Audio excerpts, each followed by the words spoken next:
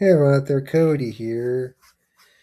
Well, I thought I'd officially wrap up this week of sequels by doing some honorable and also some dishonorable mentions for sequels. To start off with, I mentioned an amazing sequel, Charlie's Angels 2 Full Throttle, just as good as the first. Bitchin' soundtrack, the characters are awesome.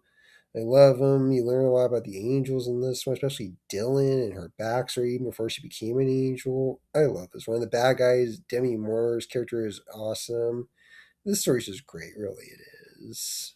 If you haven't seen it, check it out. And then there's Beverly Hills Cop 2, which is another amazing sequel. Axel Foley's just up to his typical hijinks. He's fast talking and he drags Rosewood and Taggart along for the ride. And in this one, Detective Bogomil got shot, and they set out to find out what happened and why.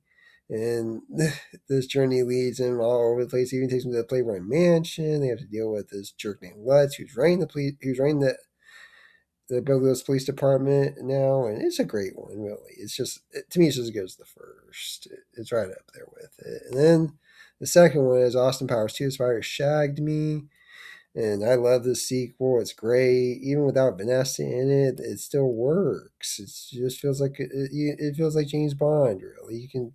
It's like got the James Bond essence to it. There's a different woman in it, Heather Graham, and she's great in it. By the way, and Doctor Leo's up to his typical tricks and his ridiculous scheming and stuff like that. He's trying to get Oscar's mojo because he thinks he can have edge over him if he has his mojo. So there's a time machine that his henchman developed, and he goes back to 1969 where Austin is frozen so he can attain his mojo.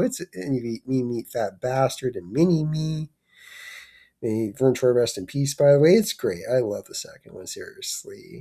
Another great sequel is Lethal Weapon 2.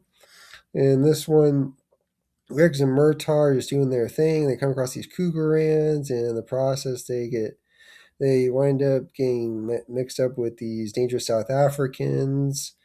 And they also meet Leo Getz, who they've been tasked to protect, and he's an annoying pain in the ass, so they stop to put up with him anyway and keep him safe. And these South Africans think that they're untouchable because they have diplomatic immunity. And Riggs falls for one of them named Rika, and it's just a great one. The second one's fantastic, seriously. You're right up there with the first. And then another one that's just as good as the first to me is Home Alone 2 Lost in New York, where Kevin is lost in New York. He and his family actually went on separate planes, and they went to Florida, and Kevin went to New York City, and it's great, really. He has to make it on his own. He winds up staying in a hotel, and the head of the staff, Tim Curry's character, is suspicious of him off the bat of what's going on. We see Marv and Harry again, and Kevin also meets this bird lady, who he forms a bond with. It's a great one. Home Alone 2 Lost New York is amazing. And now to the dishonorable mentions. We have Deuce Bigalow 2, European Gigolo, and all I can say is why? Why? We didn't. Why? I don't even know what to say about this. It's just god awful and gross. It's just nasty. There's nothing funny about it. There's that one part in it that's funny. It's just nasty. Ugh. He carries his girlfriend's foot around with him, and she's not in this one, by the way, from the first one. The girlfriend from the first one. It's just nasty. This one's just, yeah. It's just bad. Just bad. And then we have another bad one, Speed 2 Cruise Control. It's just awful. For one, there's no Keanu Reeves. So that's a big point against it, for one. And he's replaced by Jason Patrick. And this one, instead of a bus going, and the speed of the bus being the issue, or speed at all being an issue, Annie's on a boat with her boyfriend Jason Patrick, and the psycho takes over the boat, and he gets this idea to disable the cruise control, so the boat's just going straight and it can't turn. That's all there is to it. It's not good. I don't even know why they do it. It's beyond me. And then we have Zoolander 2, number 2. Excuse me, number 2. And in this one, celebrities are just not alive all of a sudden. We got Justin Bieber and a few others not being alive all of a sudden. And then we come across Derek Zoolander, and he and the foundation in the building he found in the first one about kids not being able to read good falls apart, and Matilda's in it, so she's not in this one.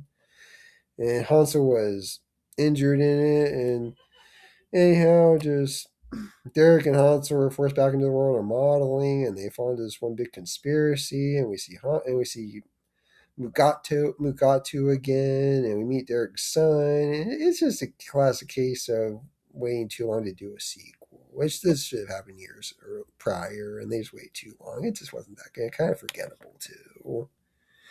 Another sequel that I don't get why they did was Escape from L.A. It's a retelling of the first one. We all know it. I went to movies for trying to find the guy there. I said I want Escape from LA, and he's like, "Oh, you mean you want the remake?" I was like, "No." He's like, "Yeah, it's the remake," and he was right. And not only that, it's the same thing. It's the same thing Beat Beat, but also their surfing and hang gliding, and the basketball thing was just like the underground fight in the first one. And the exchange with Karjak, just like the exchange with Brain. Why do we need this 16 years later? Why? And then to cap this off officially with one of the worst sequels ever, Son of the Mask. I don't even know where to begin with this one. The mask comes back into it, and it finds its way into the Avery family's household. And Tim Avery, played by Jamie Kennedy, puts the mask on for a Halloween party, and his girlfriend is wanting to have a baby. And while he's wearing the mask, he accidentally they conceive a child, and the baby has the powers of the mask. And also there's Loki and Odin in this one, and it's just awful. It's got 6% on Rotten Tomatoes, not that much, but 6% is pretty bad. And this caps off the week of sequels. You guys are awesome. Make sure you stay tuned.